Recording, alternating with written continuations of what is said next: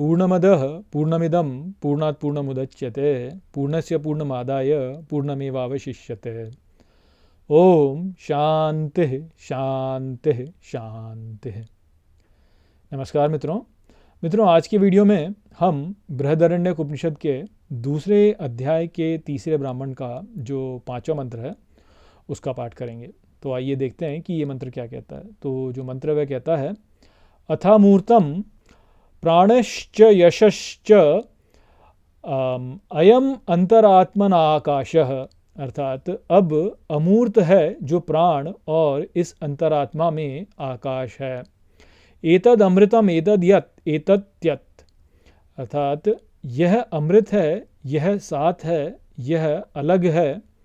तस्य एतस्य अमूर्तस्य एतस्य अमृतस्य एतस्य यतः, अर्थात इस अमूर्त का, इस अमृत का, इस साथी का, एतस्य त्यस्य एष रसो यो अयम दक्षिणे अक्षन पुरुषः, अर्थात इस अलग का रस उसका ही है जो यह इस दक्षिण में अक्षन पुरुष है। त्यस्य ही एष रसः, अर्थात अलग होने का ही ये रस है। तो यहाँ पर अब बताया जा रहा है कि जो अध्यात्म में जो अमूर्त है वह क्या है। तो बोला कि अध्यात्म में जो अमूर्त है वह प्राण है, और जो इस अंतरात्मा में आकाश है वह है। और बोला कि यह अमृत है, यह साथ है और ये अलग है, साथ भी है और अलग भी है। और ये जो है इस अमृत का, इस अमूर्त का, इस साथी का, इस अलग का जो रस है वह क्या है, तो वह उसका ही रस है जो ये दक्षिण में अक्षन पुरुष है। और ये जो रस है क्या है, ये अलग होने का ही ये रस है वास्तव में। तो अब फिर से जो है यहाँ पे घूमी घूमी बातें हैं, और यहाँ पर जो है क्या बताया जा रहा है कि जो अक्षन पुरुष है, दक्षिण में अक्षन पुरुष है, ऐसा बोला जा रहा है यहाँ पे कि वो है जो कि अध्यात्म में जो अमूर्त है वह है। तो मैंने आपको क्या बताया था पिछले मंत्र में, आपको मैंने बताया था कि जो ये अध्यात्म है वो क्या है, तो ये जो जगत है जो आत्मा में से बाहर ऊपर की ओर उत्पन्न हुआ है, ये जगत ही वास्तव में अध्यात्म है। और इस अध्यात्म में जो मूर्त है वो क्या है, तो वो जो भी प्राण से पृथक है वह सब वास्तव में मूर्त है। बोला जा रहा है कि अमूर्त वो है जो कि प्राण है, और जो अंतरात्मा में आकाश है। अब इसको कैसे समझें, देखिए पहले भी हमको बताया गया था ना कि सारे देवता अस्त हो जाते हैं किंतु जो है वायु अस्त नहीं होता। ठीक उसी प्रकार से आकाश जो है उसमें कोई परिवर्तन नहीं होता। तो वायु और आकाश में कोई परिवर्तन नहीं होता। और शरीर में जो है वायु और आकाश किस प्रकार से हैं, तो प्राण के रूप में, और जो शरीर में आकाश है वह है। तो बाहर जो आकाश आप देख रहे हैं इस जगत में वो तो जो है सो है, परंतु आपके भीतर में भी एक आकाश है ना, तो वो जो आकाश है उसके बारे में बोला जा रहा है। तो बोला जा रहा है कि प्राण जो है और जो आकाश है वह, जो हमारे शरीर के भीतर प्राण है या जो आकाश है वह अमूर्त है वास्तव में। और बोला गया कि इसका जो रस है वह क्या है, तो दक्षिण में पुरुष है, जो चक्षु, पिछले मंत्र में बोला गया था कि चक्षु है वास्तव में रस, और यहाँ बोला जा रहा है कि जो दक्षिण पुरुष है वह है रस। तो अब इन दोनों के बीच का परस्पर संबंध फिर हम समझ सकते हैं, जैसे कि हमने पहले भी किया था। तो चक्षु जो है वो पिछले मंत्र में बताया गया था, मैंने वहाँ पे आपको चक्षु का उतना गहरे में बताया नहीं, पर अब मैं आपको बता सकता हूँ कि यहाँ पे इससे क्या अर्थ है। तो देखिए चक्षु जो है वो क्या है, तो जब हम जीवन में अनुभव करते हैं तो वो जो अनुभव हम करते हैं उसमें जो सबसे प्राथमिक अनुभव है वो क्या है, देखना है ना, हमने जीवन में क्या क्या देखा, कैसे किया। और देखने से केवल देखना ही नहीं है, देखने से हमारी दृष्टि भी होती है वास्तव में, कि हमारा दृष्टिकोण क्या है जीवन में, हम किस चीज़ को महत्व देते हैं, किस चीज़ को महत्व नहीं देते हैं। तो हम जब किसी वस्तु को महत्व देते हैं तो उस महत्व से हमको जो है कुछ आनंद मिलता है, या हो सकता है कि हमको दुख भी मिले, पर दुख भी अपने आप में देखा जाए तो एक प्रकार का आनंद ही है ना। क्योंकि यदि दुख नहीं होगा तो सुख कहाँ से होगा, और यदि सुख नहीं होगा तो दुख नहीं होगा। तो दुख और सुख उस प्रकार से होते हैं। तो दृष्टिकोण जो जब हम रखते हैं तो दृष्टिकोण रखना जो है उसमें अपना एक रस है वास्तव में। और ये जो रस होता है ये अलग होने से होता है, ये अलग होने से होता है। तो जैसे मैंने इस पूरे अध्याय में जो है मैंने वो जो अद्वैत वेदांत वाले या बुद्धिज्म करने वाले लोगों की थोड़ी सी मैंने यहाँ पे जो है उनका थोड़ा सा खंडन किया, उनको थोड़ा सा मैंने बोला। तो वो मैंने खंडन करने का मेरा यहाँ पे आशय या तात्पर्य ये नहीं है कि वो जो विचार हैं वो अपने आप में गलत हैं। वो विचार गलत नहीं है, वो विचार अपने आप में ठीक हैं, उसमें कोई समस्या नहीं है। समस्या इस बात में है कि लोगों ने उस पक्ष को जो है अधिक महत्व दे दिया और अन्य पक्षों को महत्व वो जो है वो नहीं दे रहे हैं आज के समय। और वो क्यों होता है, मैंने आपको बार बार पहले भी बताया कि लोगों में एक धारणा है कि ज्ञान जो है वो भक्ति से श्रेष्ठ है। क्यों? क्योंकि संसार में ज्ञानी व्यक्ति को जो है ना अच्छा माना जाता है। कोई व्यक्ति यदि बोला जाए कि ज्ञानी है तो उसको अच्छा माना जाता है, और कोई व्यक्ति यदि बोला जाए कि भक्त है तो पहले के समय में तो अच्छा मानते थे, आज के समय पे भक्त को उतना अच्छा माना नहीं जाता है। भक्त को सोचते हैं कि यार ये तो ऐसे ही है, इसको कुछ पता सता नहीं है, तो ये तो बस भक्ति करता है, सोचता वोचता कुछ नहीं, इसके अंदर दिमाग नहीं है, इसके अंदर इंटेलिजेंस नहीं है। ऐसा एक माइंड में जो है लोगों के एक अवधारणा बन जाती है। क्या है कि एक ईगो है कि भाई हम श्रेष्ठ हैं। तो अब वो श्रेष्ठ होने का जो बात होती है उसको करने के लिए जो है लोग किसी एक धारणा पे जुड़ ही जाते हैं। वास्तव में होता क्या है कि लोगों के अंदर एक तो ईगो है कि हम बढ़िया हैं, ये हम सब में एक है कि हम बढ़िया हैं, हम अच्छे हैं ये। और आज के समय पे क्या है कि भाई ज्ञान जो है क्या होता है कि लोगों में एक धारणा बन गई है कि जो आंख बंद करके भगवान पे विश्वास करता है वो मूर्ख है। एक ऐसी धारणा होती है लोगों में कि भाई जो भक्ति करते हैं, भक्ति में क्या है कि आपने सरेंडर कर दिया ना, आपने बोला भगवान से बोला कि हम हार गए, आपके मेरे बीच में जो है मैं हार गया, आप जीते, अब मैं आपका हूँ, अब मैं आपका हूँ, ये भक्ति में होता है। तो भक्ति में अपना एक समर्पण हो जाता है, आत्मसमर्पण। तो वो ईगो जो है वो आपने हटा दी, वो कर्तापन हटा दिया आपने, और आपने बोला कि भाई अब मेरे तो बस की कुछ नहीं है, मैंने तो सब करके देख लिया, मुझसे कुछ नहीं हुआ, मैं तो हार गया, आप जीते, अब आप संभालो, मुझसे नहीं होता। तो इसमें एक अपना एक अहंकार हटाना पड़ता है ना। तो भक्ति में लोग वो करते हैं। और ज्ञान में क्या है कि ज्ञान में आपको जो है खुद से जो है विमर्श चिंतन करना पड़ता है, खुद से आपको सोचना पड़ता है। तो वो एक लोगों में एक धारणा बन गई है। और क्या प्रॉब्लम क्या है कि पश्चिमी देशों में जो है कर्तापन के भाव का एक बहुत समस्या। फिल्मों में आप देख लीजिए, यहाँ पे फिल्मों में जो है पश्चिमी देशों की फिल्मों में जो है आपको देखिए कि वो जो अकर्तापन का भाव वो पूरी तरह से ख़त्म हो चुका है, वो नष्ट हो गया है। जैसे कोई फिल्म में यदि जैसे दिखाते हैं ना कि जैसे पहले की फिल्में जब होती थी, पुरानी फिल्मों में क्या दिखाते थे कि हीरो होता था और हीरोइन होती थी, और हीरोइन फंस जाती थी और हीरो आके बचाता था उसको। तो वो जो हीरोइन होती थी वो कुछ करती नहीं थी ना। जैसे हमारी फिल्मों में भी कई बार दिखाते हैं ना कि विलन ने हीरोइन को पकड़ लिया और वो हीरोइन फंस गई, कुछ कर नहीं पा रही, और हीरो आता फाइट करता है और इसको बचा लेता है। तो ये जो कथा है, ये कथा कहाँ से आ रही है वास्तव में? ये कथा, इसमें जो हीरोइन है वो क्या है? वो हीरोइन है शक्ति। रामायण में देख लिया आप, रामायण इज बहुत अच्छा एग्जाम्पल है इसका। अब आप देखिए पश्चिमी देशों में लोगों को रामायण से बड़ी समस्या है कि भाई ये सीता ने तो कुछ किया ही नहीं, सीता तो ऐसे ही रह गई। आप बहुत सारी किताबें देख लेंगे आज के समय जिसमें दिखाएंगे कि सीता जो है वो उसको तो भगवान राम ने त्याग दिया और जी ऐसे हो गया और वो हो गया। वो ये पश्चिमी देशों से बहुत ज़्यादा आई है ये बात। और ये पश्चिमी देशों में क्यों है? क्योंकि कर्तापन का भाव की प्रधानता है वहाँ पे।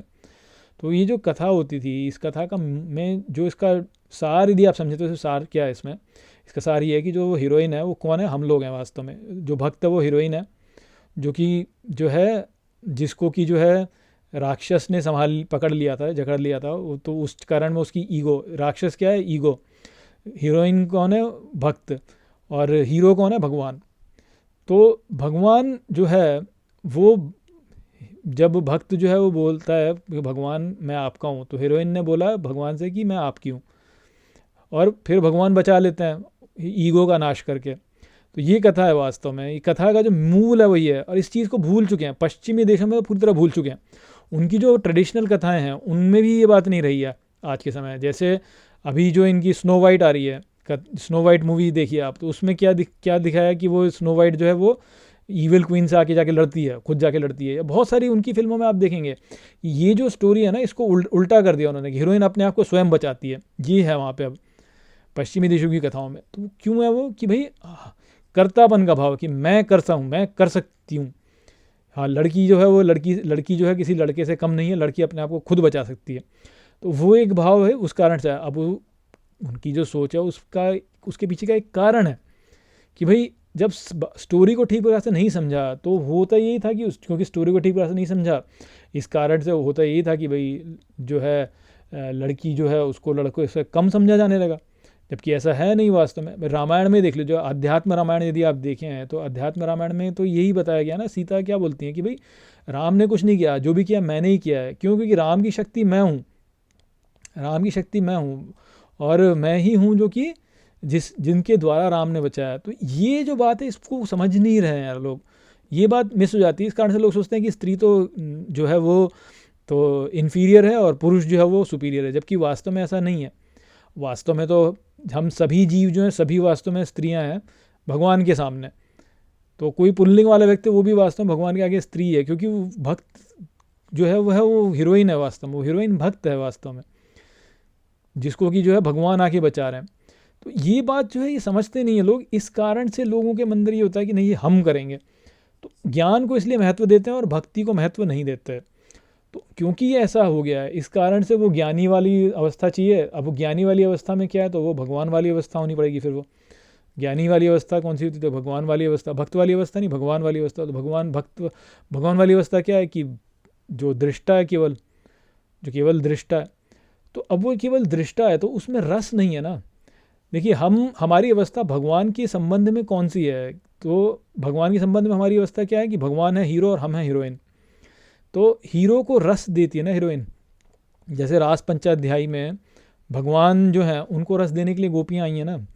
तो वो हमारी वास्तविक अवस्था है भगवान के संबंध में है हीरोइन वाली। तो हमको तो भगवान को रस देना है, तो वो रस हम किसी भी प्रकार से दे सकते हैं। हीरोइन तो एक भाव है, वो माधुर्य भाव है।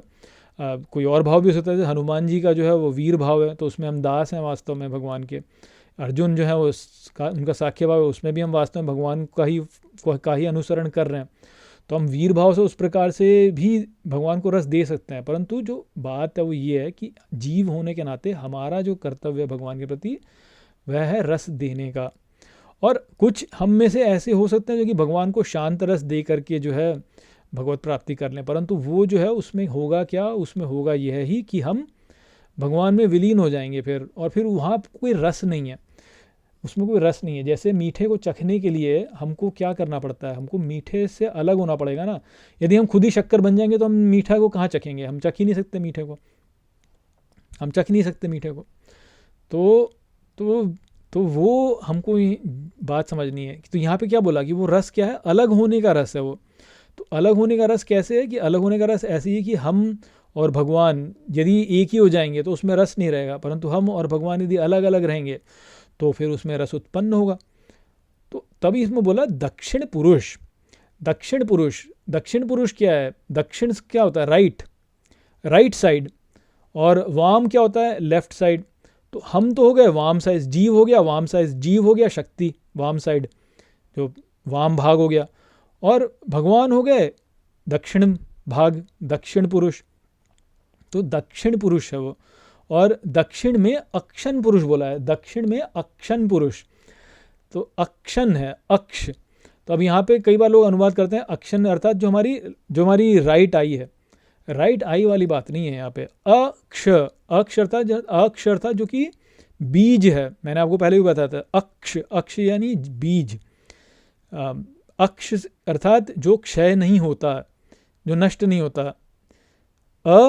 क्ष अर्थात क्षय होने वाला, अर्थात जो कि क्षय ना हो, तो जो क्षय नहीं होता। तो जो वाम भाग है, वाम भाग में देवी हैं, और जो दक्षिण भाग है, दक्षिण भाग में भगवान है, शिव और शक्ति जो है वह वाम भाग हैं, शिव जो है वह दक्षिण भाग हैं। ठीक इसी प्रकार से जो राधा कृष्ण, तो राधा जो है वह वाम भाग हैं, कृष्ण जो है वह दक्षिण भाग हैं। तो दक्षिण भाग जो है वह अक्ष है, उसमें परिवर्तन नहीं होता, तो वो वैसा का वैसा ही रहता है। और जो वाम भाग है उसमें परिवर्तन होता है। अब जैसे हमारा हृदय देखिए, हमारा हृदय कौन से शरीर के कौन से भाग में है, तो वो हमारे वाम भाग में है ना। तो वाम भाग में हमारा हृदय अर्थात जो हमारा आनंद का स्रोत है वो कहाँ है, तो वाम भाग में। तो जो परिवर्तन है रस उसी से आता है, भावनाएं उसी में है, और भावनाएं जो हैं वह ही वास्तव में वह ही हमारी संपत्ति है। जैसे कि मैंने आपको पहले अध्याय में समझाया था, या उसमें बताया गया है ना कि जो संपत्ति होती है हमारी, जो आत्मा की संपत्ति है वो क्या है, तो वह चक्षु है बोला था। आत्मा की संपत्ति चक्षु है, आत्मा ही कर्म करता है, तो संपत्ति क्या है, तो चक्षु है। चक्षु से अर्थ यहाँ पे है ये जो संपूर्ण परिवर्तन हम देखते हैं ना, जो दृश्यमान है, जो दृश्यमान क्या है, जो परिवर्तनशील है, तो जो परिवर्तनशील है वह ही संपत्ति है, उसी से आनंद उत्पन्न होता है। तो उसको आनंद उत्पन्न जो होता है उसको लेने वाला जो है वह कौन है, तो वह दक्षिण में जो अक्षण पुरुष है वह है, जो अक्षय है, जो कि नष्ट नहीं होता। तो जैसे हम कभी फिल्म देखते हैं तो फिल्म को देख करके हमें आनंद आता है ना, तो फिल्म में तो परिवर्तन हो रहा है, हम में थोड़ी परिवर्तन हो रहा है, हम तो बस देख रहे हैं, तो उस प्रकार से आनंद आता है। या कोई खिलौना है, हम खिलौने के साथ में खेल रहे हैं, तो खिलौने में परिवर्तन हो रहा है, हम में थोड़ी परिवर्तन हो रहा है, तो हमारे लिए रस उत्पन्न हो रहा है उसमें। तो वो जो है वह ही रस है वास्तव में। तो एक तो वो है जो कि रस लेने वाला है, रसिक, रसिया जिसे कहते हैं, रसिया जो रस लेने वाला है, और एक वो है जो कि रस देने वाला है, जो कि रस दे रहा है। हम हैं रस देने वाले, जो भी अनुभव में हम करते हैं उस अनुभव से हम रस दे रहे हैं। वो है अनुभव करने वाला, तो वह रस लेने वाला है। वास्तव में हम ही रस लेने वाले हैं, हम ही रस को उत्पन्न करने वाले हैं, किंतु जो रस लेने वाला है उसको अनुभव नहीं किया सकता, क्योंकि अनुभव से ही रस उत्पन्न होता है ना। तो वही वाली बात है। तो इस प्रकार से हम गोपिकाएं हैं, और भगवान जो है वह हमारा अनुभव करने वाले हैं। या जैसे भगवान कृष्ण जो है वो गायों के साथ में खेलते हैं, हम उनकी गायें हैं और वो हमारे को चराने वाले हैं। ठीक इसी प्रकार से जीसस हैं, जीसस शेपर्ड हैं, गुड शेपर्ड हैं वो, और हम उनकी शीप हैं। वो शेपर्ड हैं और हम उनकी शीप हैं। तो वो हमको लेकर के हमसे अनुभव ले रहे हैं। अब वो हम हमारे से दूध लेते हैं ना, गाय हैं हम, गाय उत्पन्न दूध उत्पन्न करते हैं, उसी से क्षीर सागर उत्पन्न होता है, उस पर ही वो विलास करते हैं, उस पर ही वो लेटते हैं। तो ये सारी बातें हैं। ये दूध जो वो क्या है, एक प्रकार का रस ही है ना, वो रस हमने उत्पन्न किया, उसका जो मक्खन निकलता है उस मक्खन को खाने वाले कौन है, तो भगवान है। तो ये सारी बातें हैं यहाँ पे, तो वो यहाँ पे बताया जा रहा था। आशा करता हूँ कि मैंने इस मंत्र को आपको ठीक प्रकार से समझा दिया होगा। चलिए इसी के साथ इस वीडियो को यहीं पे समाप्त करते हैं। नमस्ते।